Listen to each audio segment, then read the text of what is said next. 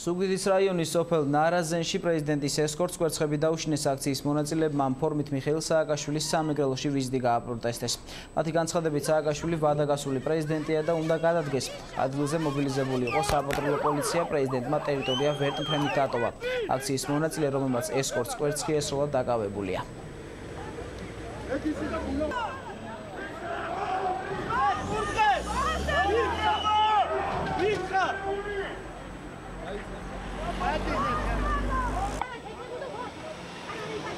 Gachi, korda.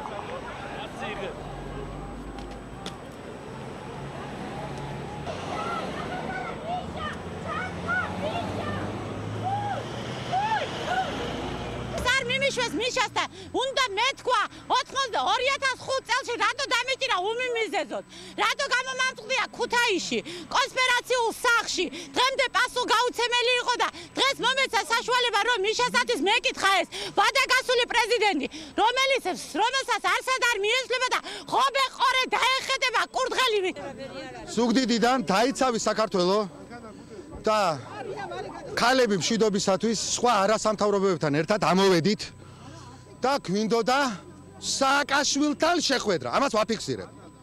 ამ დილით გამომიგზავნეს თბილისიდან კოჰაბიტაციის ვაქცინა, გავიკეთეთ და ვიყავით კოჰაბიტირებულები. მაგრამ კოჰაბიტირებულებიც არ გაგვიშვა დღევანდელმა პოლიციამ მიშასთან შეხვედრაზე. მანამდე კი პრეზიდენტი სოფელ ნარაზენში ადგილობრივ მოსახლეობას შეხვდა შეხვედრა სპეციალურად გამოყოფილ დარბაზში უნდა გამართულიყო, თუმცა აქციის გამო შეხვედრა საკრებულოს ერთ-ერთი წევრი სახლში შედგა. პრეზიდენტმა ახალი მთავრობა გააკრიტიკა და აღნიშნა, რომ ქვეყანაში კრიმინოგენული ვითარება გაუარესდა. მიხეილ სააკაშვილმა კომენტარი აქციის მონაწილეებზეც გააკეთა და აღნიშნა, რომ ეს ის ხალხია, რომლებიც 90-იან წლებში მხედრიონთან ერთად აქტიურობდა.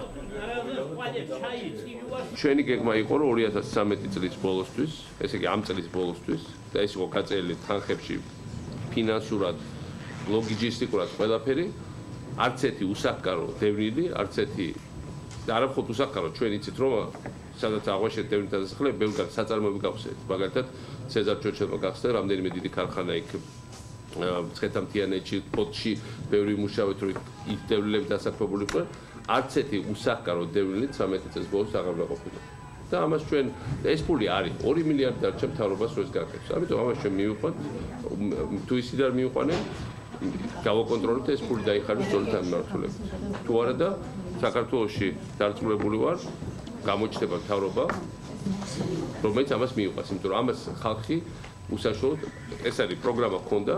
ამ პროგრამას ჰქონდა თავის ფინანსური ასპექტები და თქვენ ეხა ეს ხო არ არის დაპირება, აგერ ქალბატონი ლალი არის მოწმე, რომ ეს პროგრამა ხორციელდება.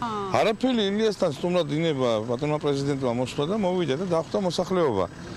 რატომ შეერჩა თქვენი სახლი არ შეიძლება და შეერჩა? ნარაზენში უნდა და ყოფილიყო ბატონ პრეზიდენტი. თვითონ იყო და თვითონ უნდა რა ყოფილიყო ჩვენთან სტუმარი და შემოეხა უარს არ ვიტყოდი ჩვენი პრეზიდენტია, საქართველოს პრეზიდენტია. პრობლემა ამაში.